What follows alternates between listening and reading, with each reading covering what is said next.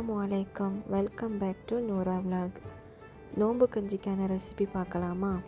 நம்ம என்ன தான் வீட்டில் பார்த்து பார்த்து பண்ணாலும் நம்ம பள்ளிவாசலில் கிடைக்கிற அந்த நோம்பு கஞ்சிக்கு ஈடாகாது, அப்படி தானே?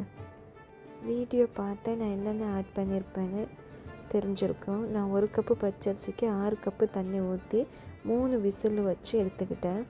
நான் என்னென்ன ஆட் பண்ணியிருக்கேன் அப்படிங்கிறத சைடில் கொடுக்குறேன், பார்த்துக்கிறேங்க. அப்புறம் லாஸ்ட்டாக கெட்டி தேங்காய் பாலும் ஆட் பண்ணிக்கிட்டேன். தேங்காய் பால் ஆட் பண்ணதுக்கப்புறம் கொதிக்க விடக்கூடாது. எப்போதுமே சரி, ஒரு ரெசிபிக்கு மனமும் சுவையும் கொடுக்கக்கூடியது நம்ம லாஸ்ட்டாக கொடுக்கக்கூடிய அந்த தாளிப்பு தான்.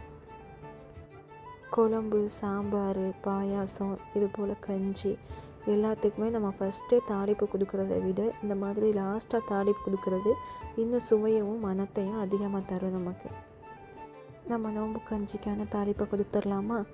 நெய் ஆட் பண்ணிவிட்டு அதில் பட்டை, கிராம்பு, ஏலக்காய், கறி லீவ்ஸு, கொஞ்சோண்டு இஞ்சி பூண்டு பேஸ்ட்டு அதெல்லாம் கொடுத்து நல்லா தாளித்து நம்ம நோம்பு கஞ்சியில் ஆட் பண்ணிட்டா நோம்பு கஞ்சி ரெடி. நல்லா சூடாக கமகமான மணத்தோடு சர்வ் பண்ணலாமா?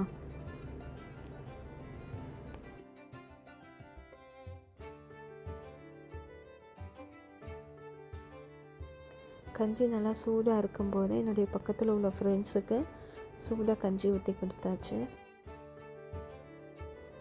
அப்புறம் நம்மளும் நோம்பு திறக்கிற டைம் வந்துருச்சு.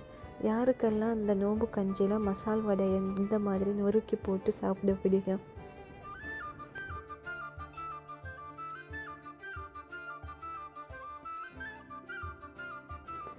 ஓகே, மீண்டும் இன்னொரு விலாகில் சந்திப்போம். அது வரைக்கும் உங்களிடமிருந்து விடைபெறுவது நூரா விலாக்.